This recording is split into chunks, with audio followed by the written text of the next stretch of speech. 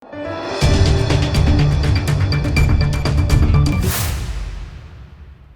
દર્શક મિત્રો, આપ જોઈ રહ્યા છો લોકમિત્ર ન્યૂઝ. હું છું એન્કર અર્પિતા પટેલ. હવે છે અગત્યના સમાચાર. વડોદરામાં વરસાદની આગાહીના પગલે અને આવનાર ચોમાસાને ધ્યાનમાં રાખી સાથે વડાપ્રધાન નરેન્દ્રભાઈ મોદી વડોદરા મુલાકાતે આવનાર હોય તેને ધ્યાનમાં રાખી તંત્ર દોડતું થયું છે અને મ્યુનિસિપલ કમિશનર દ્વારા અધિકારીઓ સાથે બેઠક યોજી હતી.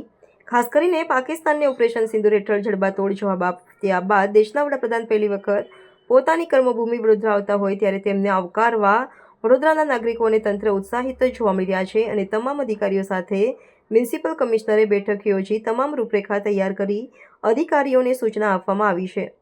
આ સાથે થોડા દિવસોમાં વરસાદની આગાહી હોય અને આવનાર ચોમાસાને ધ્યાનમાં રાખી વડોદરા મ્યુનિસિપલ કમિશનર દ્વારા તંત્રને સજાગ રહેવા માટે જણાવવામાં આવ્યું છે અને ખાસ પ્રાયોરિટીને ધ્યાનમાં રાખી અત્યારે રોડ રસ્તા, પાણી અને ગટર મુદ્દે ખાસ ધ્યાન આપવામાં આવી રહ્યું છે.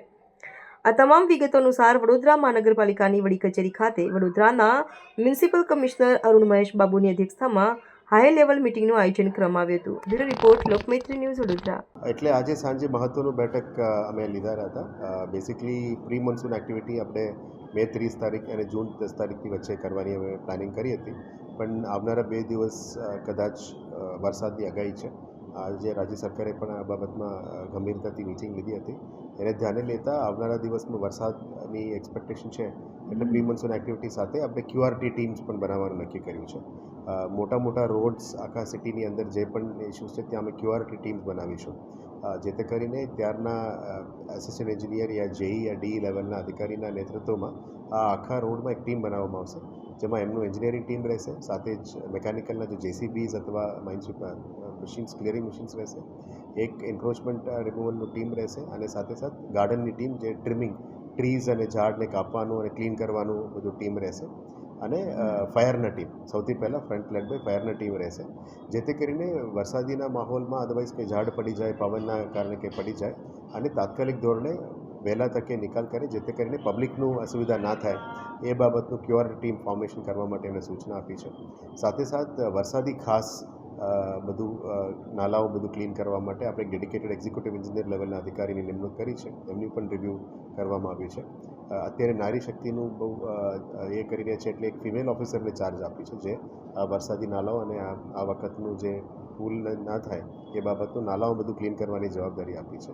આપણે પણ રિક્વેસ્ટ કરીશ કે કંઈ ધ્યાન આપણે આવે આપણે જણાવજો, જેથી કરીને વહેલા તકે એનો નિકાલ થઈ શકે.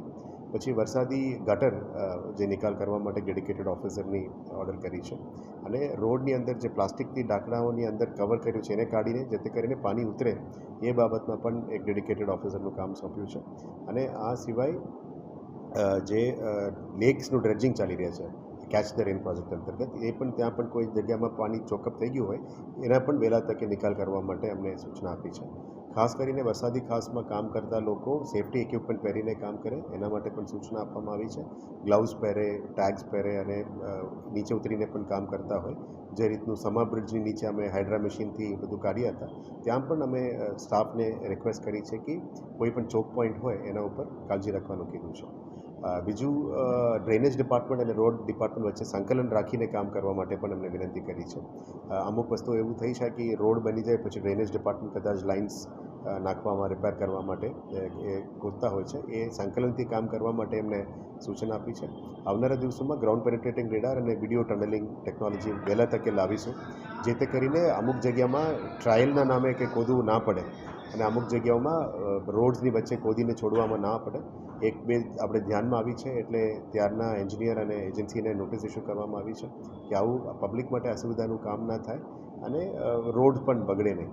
એટલે GPR અને ઇમેજિંગ ટેકનોલોજીથી જ પહેલાં ચેક કરીશું કે ચોક પોઈન્ટ છે, લીકેજ છે, પાણીના લાઈન હોય તો લીકેજ માટે, અને ડ્રેનેજ લાઇનમાં ચોક પોઈન્ટ હોય એ ચેક કરવાનું વહેલા તકે અમે કરવાનો પ્રયત્ન કરીશું. એટલે ડ્રેનેજ માટે ઇમ્પોર્ટન્ટ છે. ત્રીજું, વોટર સપ્લાયઝમાં કોઈ પણ સ્ટ્રેસ ના આવે.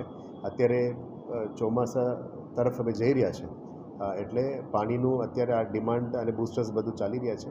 હું પહેલાં પણ કીધું અને જનરલ બોડીમાં પણ કીધું છે કે બાય ડિસેમ્બર-જાન્યુઆરી અમે લગભગ 150 MLD પ્લસ અમે પોન્ટૂન્સનું કામ એક્ટિવ કરાવી દઈશું.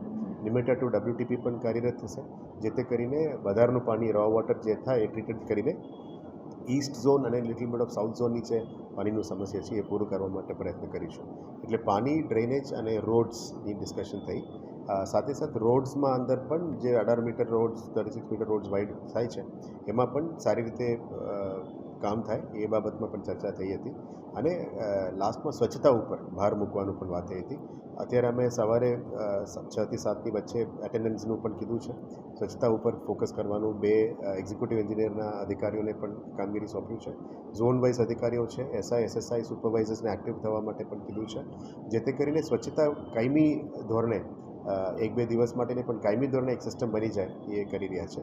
આવનારા દિવસોમાં જે એટેન્ડન્સની ઇશ્યુઝ છે, આઈટી બેઝડ એટેન્ડન્સ, એને પણ થોડું ફોકસ કરીશું. પણ ફોકસ આઈટી એટેન્ડન્સ નથી, ફોકસ સ્વચ્છતા છે. લોકોથી કામ લેવાનું અને સિટીને સાફ રાખવાનું આ ઉપર પ્રાયોરિટીમાં કામગીરી કરવાનું છે. એટલે ડ્રેનેજ, વોટર, સ્વચ્છતા અને રોડ્સ એ પ્રાયોરિટી રહેશે અને મ્યુનિસિપલ સર્વિસને પણ સારી રીતે આપવા માટે આવનારા દિવસોમાં આઈટી ઇન્ટરવેન્શનથી અમે કામગીરી કરવાનો પ્રયત્ન કર્યો. સાથે માન્ય વડાપ્રધાન શ્રી અહીંયા પધારવાના છે, એટલે એઝ અ મ્યુનિસિપલ બોડી જે રોડ રસ્તાનું બેરિકેડિંગનું બધું કામગીરી અત્યારે હાથ ધરે છે. એટલે એક સેફ પેસેજ જે મ્યુનિસિપલ સર્વિસના ધોરણે પણ માન્ય વડાપ્રધાન શ્રી વીવીઆઈપી પધારતા હોય, જે પણ એસોસિએટેડ વર્ક છે એના માટે તંત્ર તરફથી જે પણ પગલાઓ લેવાના થાય એ લઈને અમે એમની સેફ રૂટ માટે કામગીરી કરી રહ્યા છીએ. લોકમૈત્રી ન્યૂઝ સાથે જોડાયેલા રહેવા અમારા યુટ્યુબ ચેનલને સબસ્ક્રાઇબ કરી ફેસબુક અને ઇન્સ્ટાગ્રામ પેજને લાઇક અને શેર કરો.